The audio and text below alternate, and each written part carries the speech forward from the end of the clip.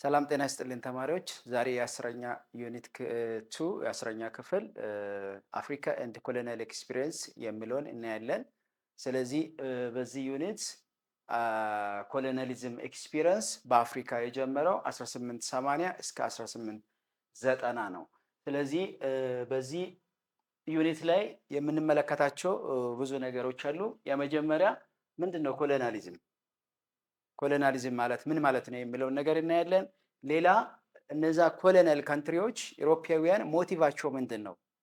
በአፍሪካ ላይ አፍሪካን ኮሎናይዝ ለማድረግ የፈለጉበት ዋና ሞቲቫቸው ምንድን ነው የሚለውን ነገር እናያለን። ሌላ ኢሮፓውያን ለኮሎኒያሊዝም ያገፋፋቸው ነገሮች ምንድን ናቸው የሚለው እነዚህ at the end of this unit students will be able to know እነዚህ ነገሮችን የግድ ማወቅ ይገባቸዋል ማለት ነው። so the general background is of colonialism. so colonialism እንግዲህ እንደሚታወቀው ሌላ አውሮፓ ሀገር በሌላ አህጉር ላይ መጥቶ አፍሪካ ላይ መጥቶ ጫና ፈጥሮ ማስተዳደር ነው በአማርኛ ስንነግረው። ስለዚህ ኮሎኒያሊዝም ማለት ኮሎኒያሊዝም it is a direct control ቀጥታ ሂውማን ሪሶርስም ሊሆን ይችላል፣ ናቹራል ሪሶርስም ሊሆን ይችላል። በሌሎች ሰዎች ከሀገር ውጪ ከሆኑ ሰዎች ላይ ኮንትሮል መደረግ ነው ማለት ነው። so the dominancy and the control of what we call the natural resources by other people. so not only that ፎሬን ፓወሮች ፖለቲካንም ጭምር ነው ኮንትሮል የሚያደርጉት። ናቹራል ሪሶርሱን ሳይሆን ፖለቲካንም ጭምር ኮንትሮል ያደርጋሉ። ኤክስፕሎቴሽን ኦፍ ናቹራል ሪሶርስ ራው ማቴሪያል አፍሪካ መስት ቢ ሪች ባይ ራው ማቴሪያል። ስለዚህ በአፍሪካ ጥሬ ዕቃዎች በጣም በገፍ ይገኛል። እነዚህ ጥሬ ዕቃዎችን ከአፍሪካ ወስዶ አውሮፓ ላይ ፋብሪኬትድ አድርጎ በፋብሪካ ውስጥ ፊኒሽድ አድርጎ መልሶ ወደ አፍሪካውያን ነው የሚመልሱት። ስለዚህ ይሄ የኮሎናይዜሽን ወይም የኮሎኒያሊዝም አንዱ ሀሳብ ነው ማለት ነው። ሌላ ከዚህ ከኮሎኒያሊዝም ጋር አንድ ተያይዞ የሚመጣ ነገር ምንድን ነው? ኢምፔሪያሊዝም ነው። ኢምፔሪያሊዝም it is controlling the political power.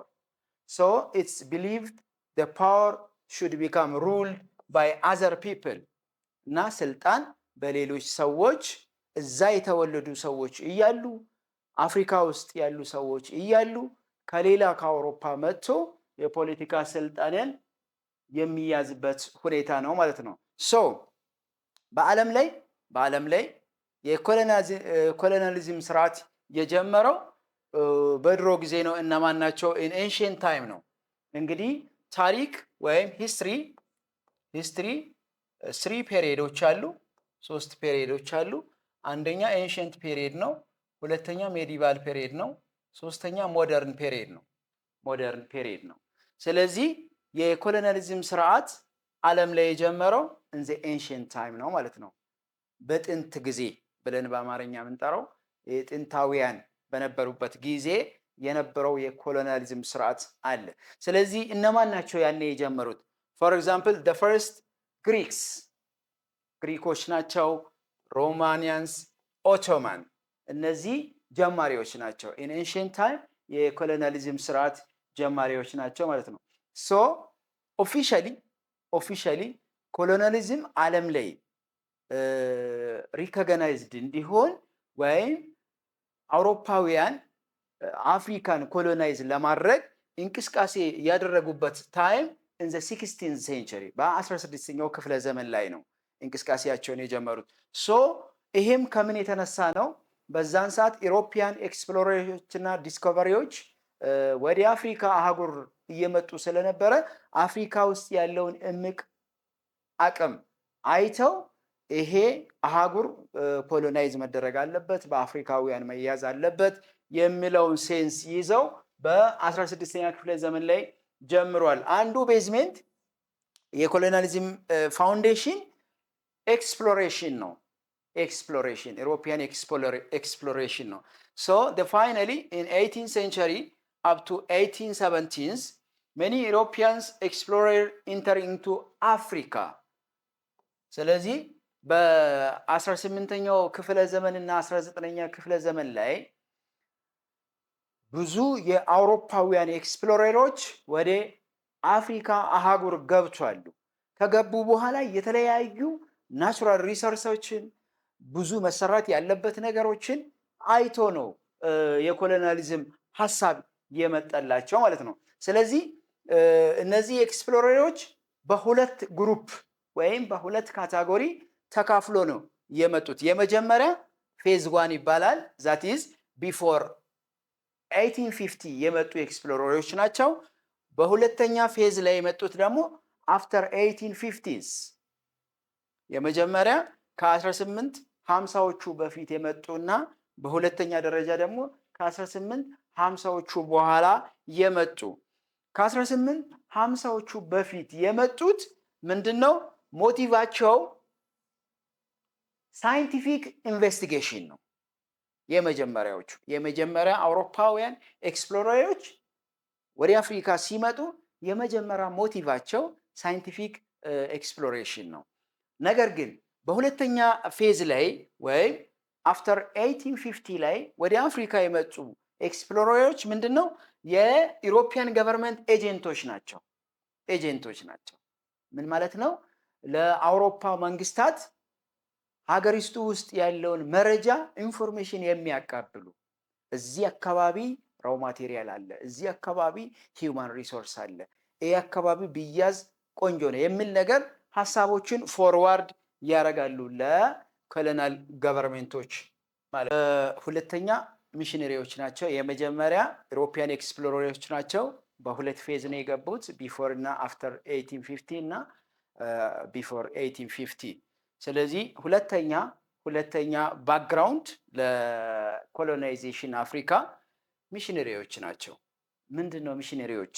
የሃይማኖት ተልዕኮ ይዞ ወደ አፍሪካ ምድር የመጡ አውሮፓውያን ናቸው። የመጀመሪያ ኤክስፕሎረሮች ምንድናቸው? ሳይንቲፊክ ቪው ኢንቨስቲጌሽን የሚያደርጉ ናቸው። ሁለተኛ ሚሽነሪዎች ናቸው። ሶ አፍሪካን የደረሱት እነዚህ የመጀመሪያ ጎላቸው የሚሽነሪዎች የመጀመሪያ ጎላቸው ምንድነው? ቱ ስፕሪድ ክርስቲያኒቲ የክርስትና ሃይማኖትን በአፍሪካ ምድር ላይ ስፕሪድ ለማድረግ ነው። ኖት ኦንሊ ዛት ኮመርስ የንግድ ልውውጥ በአፍሪካ እና በአውሮፓ፣ ሌላ ሲቪላይዚንግ አፍሪካ። ስለዚህ ከዛ በፊት አፍሪካ አንሲቪላይዝድ ተብላ ነው የምትታሰበው እና ስለዚህ እነዚህ ሚሽነሪዎች ለሶስት ፐርፐዝ ነው ወደ አፍሪካ የመጡት። አንደኛ ክርስቲያኒቲን ስፕሪድ ለማድረግ ነው። ሁለተኛ ኮመርስ፣ ሶስተኛ ሲቪላይዜሽን ነው ማለት ነው። ሶ ይሄን ወርክ ቱጌዘር with a colonial administrator and the traders. So they convert at that time, at the beginning ወይ እነዚህ ሚሽነሪዎች በመጀመሪያ ፌዝ ላይ ወደ አፍሪካ ሲመጡ ከ1% ያነሰ አፍሪካውያንን ነው ክርስቲያናይዝድ ያደረጉት። ወደ የመጡበትን ዓላማ የፈጸሙት ከ1% ያነሰ ነው ማለት ነው። ምክንያቱም ዓላማቸው ሌላ ስለነበረ ለኮሎናይዜሽን ፕሮቫይድ እያደረጉ ስለነበረ ነው።